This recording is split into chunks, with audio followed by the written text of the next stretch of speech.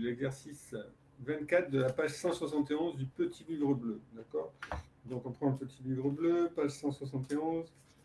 Là, le voilà. Et on en était à la question 7. Hein, j'espère que vous avez fait tout le reste. Je crois que j'avais mis la correction sur Internet. Le 7, je vous avais dit de ne pas le faire parce que justement, c'était la méthode directe. Mais du coup, on a fait le cours et depuis, je vous ai dit de le faire. Donc, vous voyez, on a un algorithme tout simple ici. Donc, on nous dit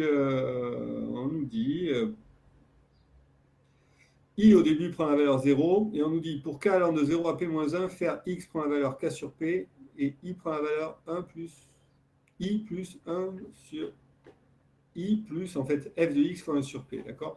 Donc, en fait, dans cette boucle, on se retrouve avec un truc au milieu, hein, on nous dit, basiquement, hein, cet algorithme, il dit la chose suivante. Donc, c'est la question 7, exercice 24. Exercice 24, page 171. Donc, cet algorithme, basiquement, qu'est-ce qu'il dit? Il dit que pour k de 0 à n-1, alors au début, il dit i égale 0.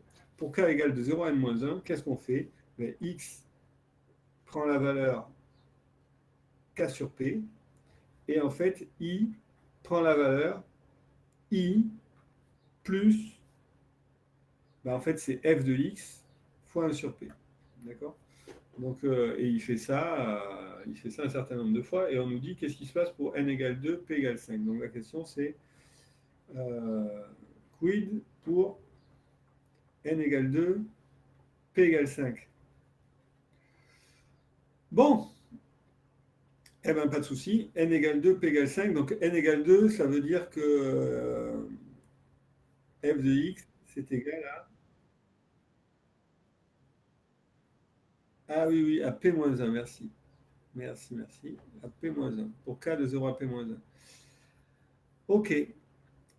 Donc, si n égale 2, ça nous change juste la fonction f, hein, c'est-à-dire la fonction f, c'est 1 sur 1 plus x à la puissance n, mais donc avec n qui vaut 2, ça fait 1 sur 1 plus x au carré. Ok. Et donc, on nous demande ce qui se passe. On voit qu'on part de 0, et donc la boucle n égale 2, p égale 5. Donc, la boucle, elle va avancer de 0 à 4, donc 0, 1, 2, 3, 0, 1, 2, 3 et 4, ça va faire 5 calculs, et à chaque fois je rajoute ça. Donc si on fait un petit dessin, hein, le mieux pour illustrer ça, c'est faire un petit dessin. Notre fonction, elle est dessinée d'ailleurs sur le sujet, mais notre fonction f2, elle a cette tête-là. Ça, c'est f2. Ok, là on a 1, là on a 0,5. Voilà, et donc là on a 1. Donc 1 sur p, ça va être 0,2, on est d'accord, puisque c'est un cinquième. Hein. 1 sur p, c'est égal à 0,2. Et donc le premier coup, ça va nous faire i, premier coup, au début ça vaut 0, et je rajoute f de 1 sur f de... Donc au début, x vaudra 0, hein, puisque k vaudra 0, x vaudra 0, et ça va rajouter f de 0 fois 1 sur p. Donc premier coup, ça va valoir f de 0 fois 1 sur p, notre i. Mais second coup, on lui rajoute, second coup, k sur p sera égal, k vaudra 1, donc k sur p, ça vaudra 1 sur p, et donc on rajoutera f de 1 sur p fois 1 sur p. Donc second coup, on va rajouter f de 1 sur p fois 1 sur p. Coup suivant, k vaudra 2, on aura f de 2 sur p fois 1 sur p. F de 2 sur p fois 1 sur p, ainsi de suite. Coup suivant, f de 3 sur p fois 1 sur p, et coup suivant, on aura f de 4 sur p fois 1 sur p. Donc ça fait 1, 2, 3, 4, 5. 5 calculs, hein, effectivement, dans la boucle, il y avait 5 calculs. Et à quoi ça correspond? F de 0 fois 1 sur p, donc c'est bien la méthode des rectangles, hein, souvenez-vous. Donc là, je vais avoir 1 sur p qui vaut 0,2, 2 sur p, 3 sur p, 4 sur p. Mais monsieur, Oui. à chaque fois, il faut pas rajouter le i précédent qu'on a trouvé? Ouais, alors j'ai tout fait en même temps en fait. Ah, C'est-à-dire au début, il vaut 0.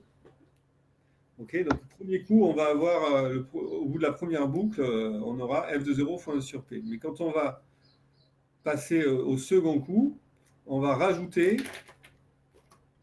la même chose avec k égale 1. Donc on aura f de 1 sur p fois 1 sur p. Donc on rajoutera à notre i précédent, qui est celui-là, f de 0 fois 1 sur p, on lui rajoute f de 1 sur p fois 1 sur p. Clac, on obtient ça. Troisième coup, ben, on va rajouter f de 2 sur p fois 1 sur p. Clac, ainsi de suite. Donc on va avoir un... Ça, si tu veux, je ne sais pas si je me fais bien comprendre, mais si tu veux, là, ça sera la valeur au bout de la première boucle, premier tour de boucle, deuxième tour de boucle, troisième tour de boucle, quatrième tour de boucle et cinquième tour de boucle. D'accord? D'accord. D'accord. Merci. Et merci de la question. Et alors, du coup, si je veux représenter ça concrètement sur le graphique, hein, c'est la chose suivante. Donc, je vois sur les annales, on vous disait de remplir le petit tableau, là, donc vous le remplissez avec soin, clac, clac, clac, clac, vous prenez votre temps, hein, ça prend du temps à remplir ce genre de truc, mais ça marche très bien. Et on arrive à la valeur, hein, parce que tout ça, vous pouvez le calculer avec la calculatrice, hein, puisque 1 sur P, c'est 0,2, donc ça fait f de 0 fois 0,2. Hein, concrètement, ça, on le tape avec la calculatrice, elle vous le calcule. Hein. F de 0 fois 0,2, plus f de 0,2 fois 0,2, plus f de 0,4 fois 0,2, etc. Bon, tout ça, on le tape, et puis la calculatrice, elle vous donne le résultat. Mais il y avait le petit b où on vous dit « Expliquez pourquoi cet algorithme permet d'approcher l'intégrale IN ». Eh bien, allons-y. Pourquoi ça permet d'approcher l'intégrale IN? Ben, il suffit juste, là pour le coup, la seule justification à faire, c'est un petit dessin et de dire, bon, mais ok, cet algorithme, il me permet de calculer tout ça, f de 0 fois 1 sur p, f de 1 sur p fois 1 sur p, ainsi de suite. Et donc, ça correspond, en fait, concrètement, à f de 0, tiens, f de 0, c'est 1, fois 1 sur p, c'est la largeur du premier rectangle, on est d'accord? Donc, le premier rectangle, il est là. Hop. Et puis ensuite, f de 1 sur p fois 1 sur p, ben, f de 1 sur p, c'est ici. Et 1 sur p, c'est la largeur du deuxième rectangle. C'est ce rectangle-là. Hein, d'accord? F de 1 sur p fois 1 sur p, c'est l'aire du deuxième rectangle. F de 2 sur p fois 1 sur p, c'est l'aire du troisième rectangle que je dessine ici. Ok. F de 3 sur p fois 1 sur p, l'aire du quatrième rectangle que voilà.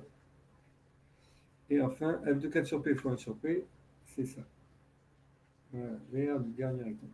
Donc en fait, cet algorithme, il calcule une approximation de l'aire par la méthode des rectangles et par valeur supérieure, d'accord? Parce que je vous rappelle, il y a deux types de rectangles qu'on peut dessiner. C'est soit les petits rectangles bleus dessous, qui donnent une approximation, soit les petits rectangles oranges que je viens de dessiner, d'accord? Voilà. Donc là, c'est une approximation par valeur supérieure. Donc la réponse à la question B, si on voulait bien écrire, ça serait, ben, ça serait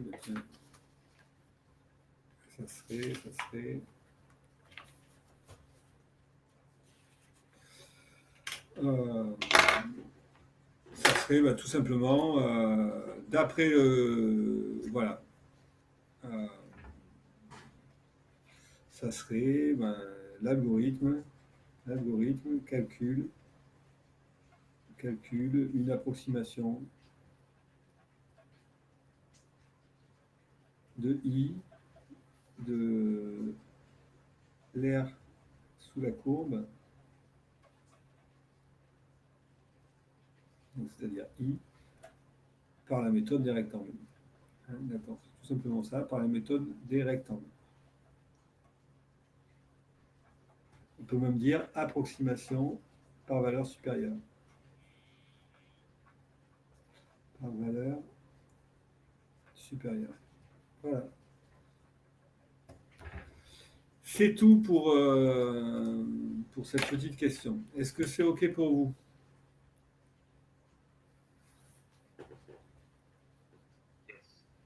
Oui. Okay, super. Oui. Oui, c'est bon. D'accord, merci. C'est bon. Alors, je ne sais pas comment vous vous sentez.